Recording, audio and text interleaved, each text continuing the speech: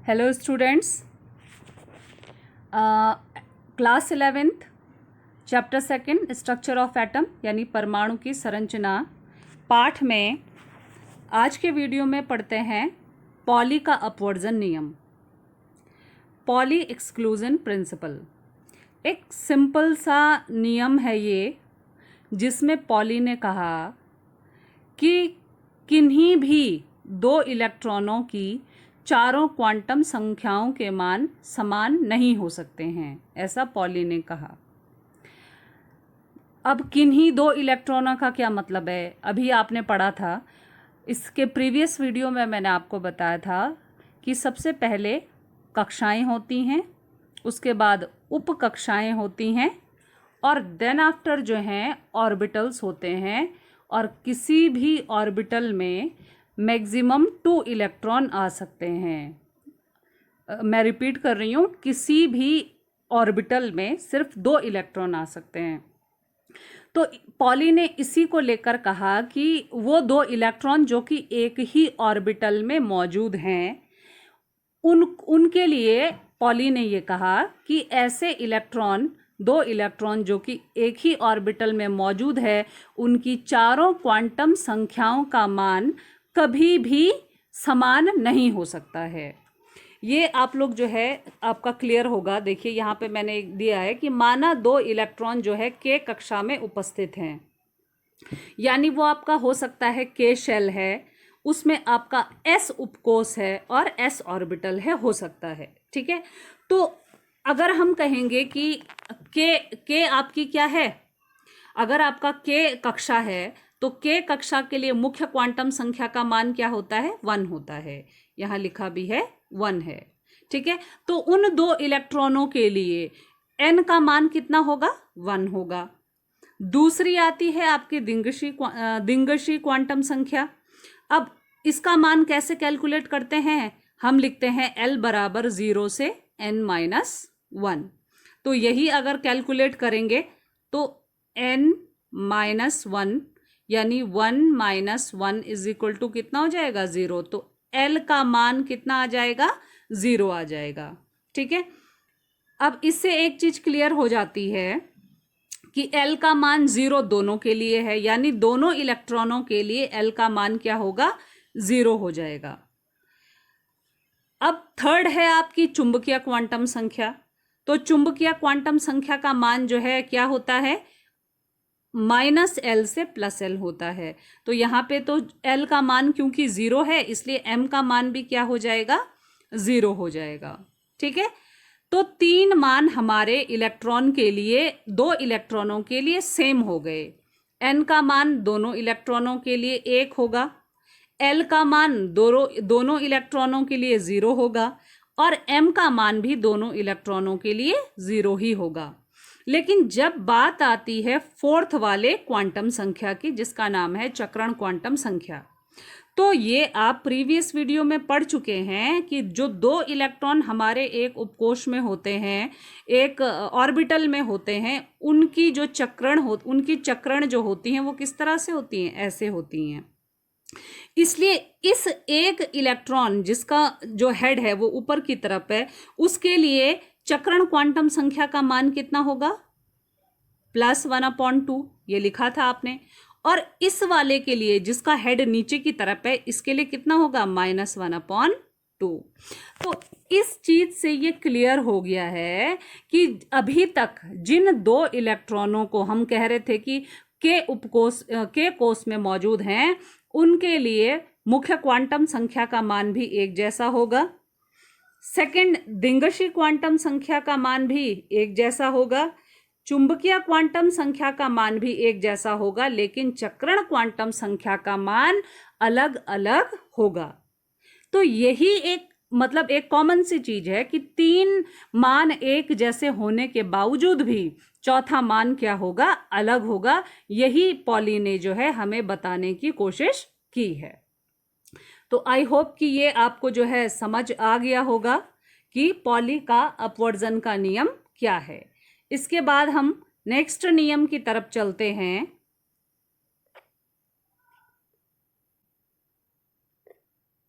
जो कि आपका क्या है? हुंड का अधिकतम बहुलकता का नियम। अब हुंड ने नियम दिया जिसको कहते हैं हम hunts rules of maximum multiplicity.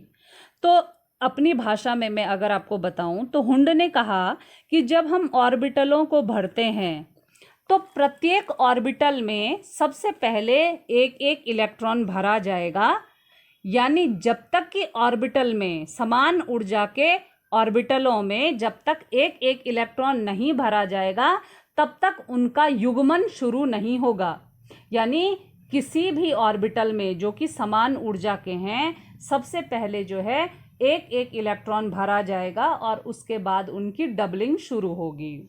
इसको आप कैसे समझेंगे? बिना एग्जाम्पल के तो इनको समझना मुश्किल है। पहले तो मैं जो लिखा है उसको बताती हूँ। देखो लिखा है कि किसी उपकोष के विभिन्न ऑर्बिटलों में, जो मैं अभी आपको बता ही रही हूँ, इलेक्ट्रॉन यथासंभव अयुग्मित रहना पसंद करते हैं और उनकी चक्रण की दिशा भी समान होती है। इलेक्ट्रॉनों का युग्मन तभी प्रारंभ है जब उपकोष के सभी ऑर्बिटल में एक एक इलेक्ट्रॉन समावेशित हो जाए। यही किसने कहा था?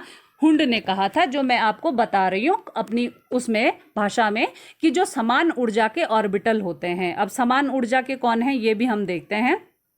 समान ऊर्जा के जो ऑर्बिटल हैं जैसे p वाले हैं, तो p वाले कौन कौन से हैं?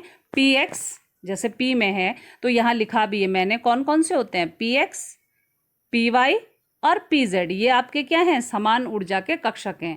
तो इनमें कहा गया है कि डबलिंग तब तक, इलेक्ट्रॉनों की डबलिंग तब तक शुरू नहीं हो सकती जब तक कि इन तीनों में ही px, py और pz में तीनों में एक एक इलेक्ट्रॉन प्रवेश नहीं कर लेता। देखो लिखा भी है यहाँ पे 2p उपकोष में 3 इलेक्ट्रॉन। सपोज करो कि हमको 3 इलेक्ट्रॉन भरने हैं या हमें 4 भरने हैं, ठीक है।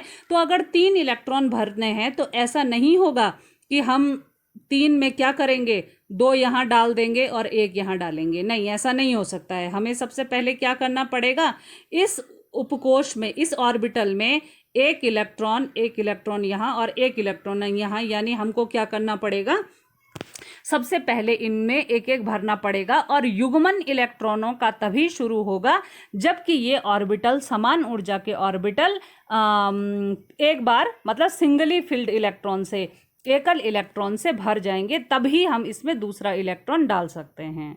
ऐसा किसने कहा था? हुंड ने कहा था। और दूसरी ये बात भी कि जब भी हम इन ऑर्बिटल्स में इलेक्ट्रॉन को भरते हैं तो पहला इलेक्ट्रॉन, यानी अगर ऑर्बिटल सिंगली फिल्ड है, एक एकल है, यानी इलेक्ट्रॉन अगर एक एक ही हैं ऑर्बिटल्स में, तो उनका हेड जो है, उनके चक्रण की जो दिशा होती है वो तो एक जैसी ही रहेगी। जैसे 3 इलेक्ट्रॉन हैं तो यहाँ पे इनका हेड जो है ऊपर की तरफ दिखाया है। लेकिन अगर ये डबल होंगे, यानी अगर ये डबल भरे जाएंगे तो हम इनको कैसे दिखाएंगे? इस तरह से, ऐसे, एक का हेड ऊपर और एक का हेड नीचे। तो हंट्स रूल क्या था? हंट्स रूल ने ये बताया, हुंड्स रूल क्या था? हुंड्स रूल ने हमें ये बताया कि इलेक्ट्रॉनों का युग्मन तब तक नहीं हो सकता है जब तक कि प्रत्येक ऑर्बिटल में एक एक इलेक्ट्रॉन ना भरा जाए। ठीक है, मुझे लगता है ये समझ में आ गया होगा आपको। फिर भी मैं कह रही हूँ कि इलेक्ट्रॉनों का, हुंड्स रूल ने कहा कि इलेक्ट्रॉनों का युग्मन तब तक नहीं हो सकता है समान ऊर्जा के कक्षकों में इलेक्ट्रॉन का युग्मन तब तक नहीं हो सकता है जब तक कि प्रत्येक ऑर्बिटल में एक एक इलेक्ट्रॉन ना भर दिया जाए। ये हुंड ने हमें बताया था। ठीक है, अब नेक्स्ट टॉपिक की तरफ हम चलते हैं। नेक्स्ट टॉपिक है आपका अफबाऊ का सिद्धांत। अब ये इम्पॉर्टेंट, ये क्या सारा ही इम्पॉर्टेंट है इसमें, बट अफबाऊ का जो सिद्धांत है इसमें हम आपको बताएंगे कि कौन सा ऑर्बिटल या कौन सा उपकोष कम एनर्जी का है और कौन सा उपकोष जो है ज़्यादा एनर्जी का है। ये जितने भी सिद्धांत हैं सब बहुत इंपॉर्टेंट हैं और यही इलेक्ट्रॉनिक अभिविन्यास को लिखने में सहायता प्रदान करते हैं। एटलीस्ट अफबाऊ का जो सिद्धांत है वो तो इलेक्ट्रॉनिक कॉन्फ़िगरेशन लिखने में बहुत ज़्यादा सहायक है। देखिए अफबाऊ ने क्या कहा। अफबाऊ ने कहा कि जब हम इलेक्ट्रॉनों को विभिन्न उपकोषों में भरते हैं तो हम क्या करते हैं, सबसे पहले कम ऊर्जा वाले उपकोष को भरते हैं और फिर हम अधिक ऊर्जा की तरफ जाते हैं। तो लिखा है किसी परमाणु की मूल अवस्था में इलेक्ट्रॉन बढ़ते हुए ऊर्जा क्रम में उपलब्ध ऑर्बिटलों में प्रवेश करते हैं और कम ऊर्जा की ऑर्बिटलों में पहले समावेशित होते हैं। ये क्या था? अफबाउ का प्रिंसिपल था। सिंपल सी भाषा में अफबाउ ने कहा कि जब हम इलेक्ट्रॉनों को विभिन्न कक्षकों में भरना शुरू करते हैं तो जिस कक्षक की ऊर्जा जो है कम होती है उसमें पहले भरा जाता है और जिस कक्षक की ऊर्जा ज़्यादा होती है उसमें बाद में भरा जाता है। और ऐसा हम और ऐसा जो है हम किस प्रकार से करते हैं? हम इसमें जो असेंडिंग ऑर्डर है यानी छोटे से बड़े की तरफ हम चलते हैं, ऐसा अफबाउ ने हमें बताया। अब यहाँ आप देख रहे होंगे एक टेबल मैंने लिख रखी है। इस टेबल को अगर आपने समझ लिया तो ये बहुत इम्पॉर्टेंट, मतलब ये समझ लीजिए कि आपने ये सीख लिया कि कैसे कैसे इलेक्ट्रॉन्स को अलग अलग कक्षकों में भरना है। ठीक है, या कक्षक कहिए या उपकोष कहिए। तो देखिए, सबसे पहले आपको कुछ नहीं करना है। सबसे पहले आप जो है एक फॉर्मूला याद रखेंगे। आप सबसे पहले पहली लाइन को अंडरलाइन करिए। आप देखिए पहली लाइन ये है हमारी फर्स्ट लाइन, पहली वाली। इस पहली लाइन, यहाँ 4 लाइनें हैं। पहली लाइन में देखो मैंने लिखा है SS, आप इसको याद रखेंगे, स्कूल स्कूल। ठीक है, अब दूसरी लाइन को देखो। दूसरी लाइन में मैंने क्या लिखा है? दूसरी लाइन ये वाली है हमारी, ये इसमें मैंने लिखा है PSPS यानी पब्लिक स्कूल पब्लिक स्कूल। समझ में आया? पहली लाइन में ये वाली है, इसमें मैंने लिखा है स्कूल स्कूल। दूसरी लाइन में मैंने लिखा है पब्लिक स्कूल पब्लिक स्कूल। 2 बार रिपीट की हैं, ये दोहराई गई हैं। अब थर्ड लाइन देखो आप लोग, ये हमारी जो है थर्ड लाइन है। अब इस थर्ड लाइन में मैंने लिखा है Delhi public school, Delhi public यानी Delhi public school, Delhi public school. ठीक है, जो भी चीज़ें हैं वो बार बार रिपीट हो रही हैं। और चौथी लाइन जो है हमारी ये लास्ट वाली, इसमें लिखा है मैंने fantastic Delhi public school, fantastic Delhi public school. बस इतना आपको याद रखना है। यानी पहले में स्कूल स्कूल, दूसरे में पहले में स्कूल स्कूल, दूसरे में पब्लिक स्कूल, तीसरे में दिल्ली पब्लिक स्कूल और चौथे में फैंटास्टिक दिल्ली पब्लिक स्कूल। ऐसा करने के बाद आप लोग नंबर देना शुरू करेंगे। 1S, इसके आगे वाले को 2S, इसके नीचे वाले को 3S, इसके आगे वाले को 4S। अभी हम जो लिख रहे हैं उसमें हम सिर्फ पहला नंबर SS को देंगे, फिर 5S, 6S, 7S, 8S। हो गया, S तो ख़त्म हो गया। अब P शुरू करते हैं। तो आप लोग ये याद रखेंगे कि P हम 1 नंबर से कभी नहीं शुरू करेंगे। हम जो है S को 1 नंबर से शुरू करेंगे और P को 2 नंबर से शुरू करेंगे। तो P जहाँ से भी शुरू है, देखो P हमारा दूसरी लाइन में आ रहा है, तो इसको देंगे 2P, इसको देंगे 3P, इसको 4P, इसको 5P, इसको 6P, इसको 7P। हम वो ऑर्डर फॉलो करते जाएंगे बच्चों। हमको 2 से शुरू करना है। P के केस में हमको 2 से शुरू करना है और नंबर देते जाना है। लेकिन याद रखना, नंबर हमको लाइन में देने हैं। हम ऐसे नहीं करेंगे कि ये वाला 2 नंबर है तो अब ये 3 हो जाएगा, नहीं। 2 नंबर, उसके आगे 3 नंबर, उसके नीचे 4 नंबर, फिर 5 नंबर, फिर 6 और 7। हो गया। उसके बाद D की तरफ हम जाते हैं। तो S वाला 1 से, P वाला 2 से और D वाला 3 से। तो तीसरी लाइन में ये आ रहा है, इसको हम 3 से शुरू करेंगे।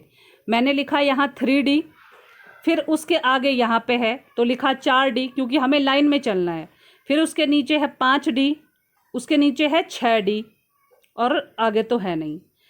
अब उसके बाद चलते हैं चौथी लाइन में। अब चौथी लाइन से हमारा क्या शुरू होता है? F शुरू होता है। तो हम लिखेंगे यहाँ 4F और उसके आगे 5F, बस 2 ही हैं यहाँ पे, 4F और 5F। अब इतने में ही आपको क्या करना है, आप देख लेंगे कि ऊर्जा का क्रम कैसे चलता है। नीचे मैंने लाइन में लिखा है, देखो, विभिन्न ऑर्बिटलों की बढ़ते क्रम में ऊर्जा निम्न है।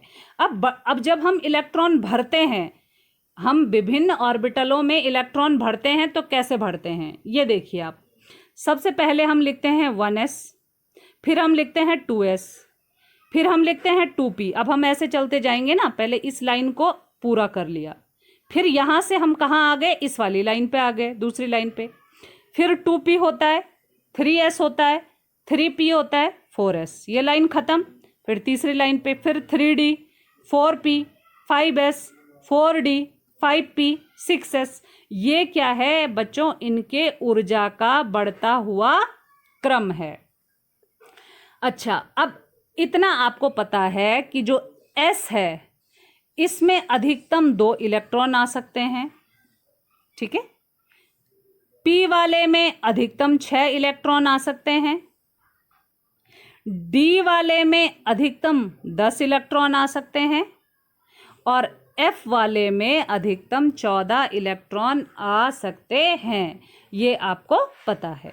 अब हम ऐसे ही इसको भरना शुरू करेंगे, ठीक है। मैं बताती हूँ आपको, हम कोई एग्जाम्पल ले लेते हैं। सपोज करो कि किसी का जो है परमाणु क्रमांक कितना है, 15 है। चलो, किसी का परमाणु क्रमांक कितना है, 15 है। अब इसको कैसे लिखेंगे, तो हम कैसे लिखेंगे, देखो सबसे पहले हम उठाएंगे 1s, तो मैंने यहाँ लिख दिया 1s, ठीक है। और 1s में कितने होते हैं, 2। क्यों होते हैं 2? 1s में कितने होते हैं, 1s में होते हैं 2, तो मैंने लिख दिया 1s2। अब उसके बाद है 2s, तो मैं s में सिर्फ 2 से ज़्यादा नहीं भर सकते ना, तो लिख दिया 2s2, ठीक है। फिर मैंने क्या लिखा, 2p में कितने भर सकते हैं, 6 भर सकते हैं ना। अब हम यहाँ चले गए 2p पे भर दिए 6। अब 3s पे जाएंगे, 3s पे कितने भर सकते हैं, 2, क्योंकि s में हमेशा 2 से ज़्यादा नहीं भर पाएंगे हम। अब हम गिनेंगे, देखो कितने हो गए, 2, 2 4, 2 6 और 6 12, ये हो गए। लेकिन अभी 3 बाकी हैं, 3 इलेक्ट्रॉन बाकी हैं ना। तो हम s के बाद, अब यहाँ देखो आप, s के बाद क्या है, 3p, तो मैंने यहाँ लिख दिया 3p। लेकिन 3p में 6 कहाँ से दिखाऊं, यहाँ तो 3 ही इलेक्ट्रॉन बच रहे हैं, तो वो किस में चले जाएंगे, 3p3। तो इलेक्ट्रॉन विन्यास लिखने की बेटा इस तरह से हम इलेक्ट्रॉनिक विन्यास लिखते हैं। 15 है तो मैंने लिख दिया 1s2, 2s2, 2p3, 3s2। 16 होता तो यहाँ 3p4 हो जाता। 17 होता तो यहाँ कितना हो जाता, 3p5 हो जाता। और 18 होता तो यहाँ 3p6 हो जाता। अब 6 से ज़्यादा इसमें आते नहीं हैं, ठीक है, 6 से ज़्यादा इसमें आएंगे नहीं। अब मैं एक और एग्जांपल आपको देती हूँ कि सपोज करो कि हमारे पास जो है 19 है, 19 या हम कहेंगे 20 है हमारे पास। परमाणु क्रमांक अगर हमारे पास 20 है तो हम कैसे लिखेंगे, शुरू करते हैं। सबसे पहले हम 1s लिखेंगे, तो हम लिखेंगे 1s2। फिर हम 2s लिखेंगे तो 2s2। फिर हम 2p लिखेंगे, 2p6, 6 आ सकते हैं ना। फिर हम लिखेंगे 3s2। मैं वही लिख रही हूँ जो मैंने बताया अभी आपको, क्रम जो बताया। अब देखो नीचे देख लो, 3s के बाद क्या है, 3p। अब मैं भर देती हूँ 3p6। अब गिनेंगे भी तो ना, परमाणु क्रमांक कितना है, देखो 2, 2 4, 6 और 4 कितना हो गया, 10 और 2 12 और 6 18 हो गया। अब हमको 2 और भरने हैं, तो 3p के बाद अब क्या है, 4s है, तो हम भरेंगे 4s2। और याद रखना बच्चों, पहले 4s भरा जा रहा है और फिर कौन सा भरा जा रहा है, 3d भरा जा रहा है। 4s है ना, 4s के बाद अब कौन सा आ जाएगा, 3d। लेकिन 3d में कोई भी इलेक्ट्रॉन नहीं है, अभी यहाँ पे कोई भी इलेक्ट्रॉन नहीं है, ये बात आप लोग याद रखेंगे। लेकिन एक चीज़ मैं आपको बता दूं कि यहाँ लिखा क्या है मैंने, 1s, 2s, 2p, 3s, 3p, 4s, 3d। लेकिन नंबर इसका 3 है ना, इसका नंबर तो 3 है।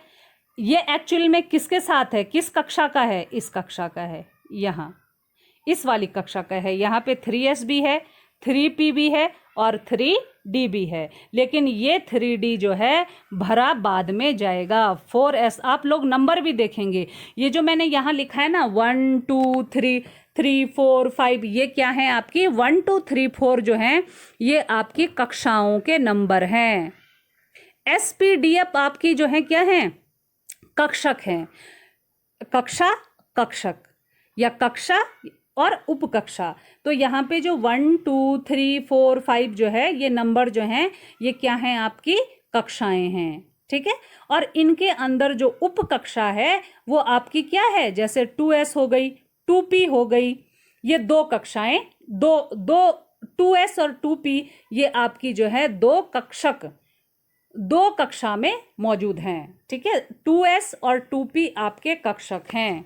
मैं अभी भी कह रही हूं, देखो 2S और 2P आपके क्या हैं, कक्षक। लेकिन 2 क्या है, ये कक्षा है। जैसे आपकी होती है ना 11th क्लास, और क्लास तो 11th है लेकिन सेक्शन कितने होते हैं, 11th A और 11th B। तो वैसी कक्षा जो है आपकी तो है 2, और उसमें कक्षक कौन कौन से हैं, 2S और 2P। वैसे ही जब आपकी तीसरी कक्षा है तो तीसरी कक्षा में कितने कक्षक हैं, 3S, 3P और 3D, ठीक है।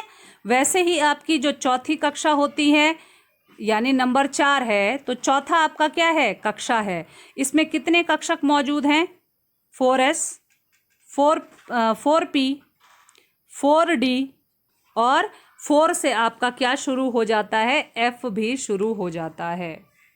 तो ये आपके जो 3 नियम हमने इस वीडियो में पढ़े हैं, पॉली का अपवर्जन नियम, हुंड का अधिकतम बहुलकता का नियम और अफबाउ का सिद्धांत, ये सारे के ये तीनों जो प्रिंसिपल हैं, ये तीनों सिद्धांत जो हैं ये तीनों इम्पॉर्टेंट हैं।